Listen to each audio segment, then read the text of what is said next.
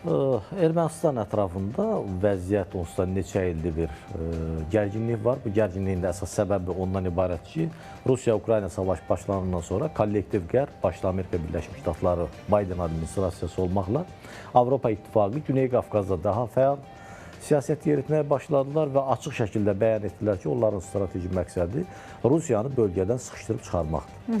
Və bu istiqamətdə də müəyyən addımlar atıldı və müəyyən məsafələrdə qət edildi deyə bilərik.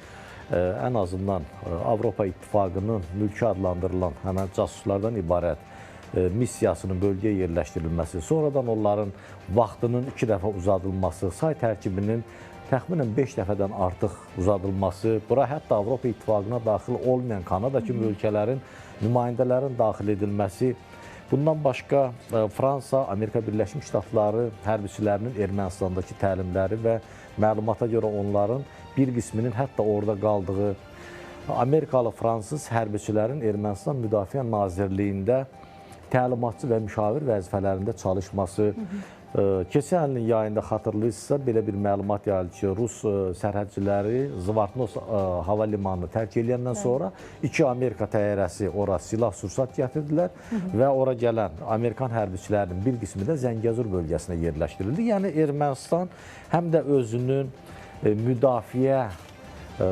sistemini şaxələndirməyə çalışdı. Xüsusilə də silah və hərbi texnika alımı baxımından Rusiyadan asılılığı ciddi şəkildə azaltdı.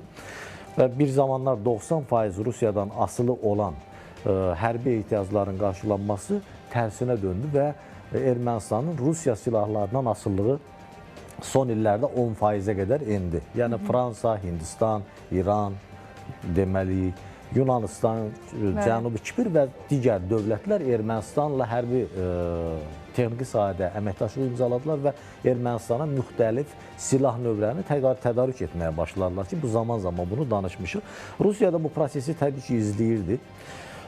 Amma eyni zamanda biz zaman-zaman Rusiya rəsmiləri, o cümlədən Lavrov tərəfindən açıq mesajların verildiyini də şahid olmuşduq. Lavrov hər zaman bildirirdi ki, biz Güney Qafqazdan çıxmayacağıq və son dövrlər Amerika Birləşmiş Ştatlarında administrasiya dəyişikliyindən sonra Trump hakimiyyətə gəlib, Rusiya ilə danışıqlara başlayandan sonra artıq Rusiya Ukrayna cəbhəsində həm təşəbbüslər alıb, əlini gücləndirib, eyni zamanda məhz Trump administrasiyasının, desək yanılmarıq, sayəsində beynəlxalq izolyasiyadan ciddi şəkildə çıxdı, masaya qayıtdı və faktiki olaraq bugün Rusiya öz şərtlərini diktə etməklə prosesin getməsinə çalışır.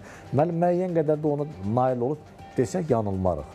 Faktiki olaraq 3 aydan artıqdır proses başlayıb, amma biz görürük ki, Amerika Birləşmiş Ştatları bir formada hələ də Vladimir Putini, yəni Trump, öz istədiyi məcrəyə yönəldə bilməyib. Yəni Rusiya tərəfi də müxtəlif vədlər verməklə, mesajlar göndərməklə prosesi istədiyi formada aparmağa çalışır. Yəni bu baxımdan Rusiya əlini orada gücləndirdiyindən, biz dəfələrlə demişdik, diqqətini keçmiş postsovet məkanına, xüsusilə də ilk növbədə Güney Qafqaza yönəldəcək. Güney Qafqazda da birisi ki, Rusiyanın hərbi bazalarının olduğu əsas ölkə Ermənistandır. Orada 102-ci hərbi baza Gümrü şəhərində dayanır. Bundan başqa baxmayaraq ki, Zvartnos hava limanı və İran sərhədlərindən Rusiya hərbiçiləri çıxsa da, amma Türkiyə sərhədlərində onlar qalmaqdadırlar. Bundan başqa Ermənistan iqtisadiyyatı ciddi şəkildə Rusiya ilə bağlıdır və ticarət dövriyyəsi diqqət eləsəniz, Rusiya-Ukrayna savaşı başlanandan sonra təxminən 6 dəfə böyüdü. 14 milyard dollara yaxın keçən il ticarət dövriyyəsi oldu aralarında. Yəni Ermənistan iqtisadiyyatı bəllidir hansı vəziyyətdədir.